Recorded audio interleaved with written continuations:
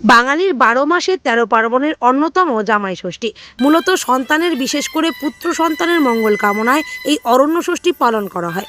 যদিও প্রাচীন বাংলায় ষষ্ঠীতে মেয়েকে জামাই সহযোগে বাপের বাড়িতে নিয়ে এসে আদর আপ্যায়নের প্রথা থেকেই অরণ্য ষষ্ঠীর জামাই ষষ্ঠীতে রূপান্তর। কিন্তু এই প্রথায় কোথাও যেন মেয়েরা ব্রাত্য হয়ে থেকে যায়। এ কারণে এই প্রথা ভেঙে বৌমা ষষ্ঠীর আয়োজন করল রায়গঞ্জের এক দল মহিলা। রবিবার রায়গঞ্জের একটি রেস্তোরাঁয় জমায়েত হয়ে ষষ্ঠীর সমস্ত লোকাচার মেনে বরণ করা হলো বাড়ির বউদের। ৬০ বাছা থেকে শুরু করে পাখার বাতাস, মিষ্টি মুখ, এমনকি কেক কাটা কিছুই বাদ গেল না অনুষ্ঠানটিতে। তবে এত আনন্দ আয়োজনের মধ্যেও কোথাও যেন ধরা পড়ল একটা প্রতিবাদের সুর। সেই প্রতিবাদ হতে পারে নারী পুরুষের সমান অধিকারের জন্য, বা হতে পারে সমাজে নারীদের প্রতি একাধিক অপমানের বিরুদ্ধে। আমার নাম মিঠু সাহা। আজকে কি করছেন আপনারা? আমরা আজকে হচ্ছে বৌমা ষষ্ঠী, যেটা কি বলবো,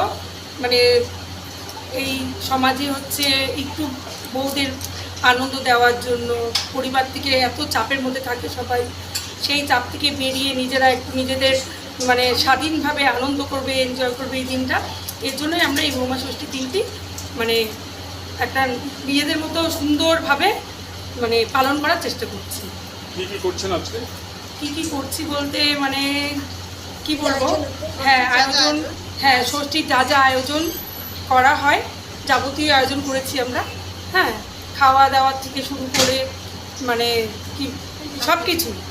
আর এখানে সব দিদিরা আছে, ওনারা বলুক যে কেমন লেগেছে এইসব, ঠিক আছে।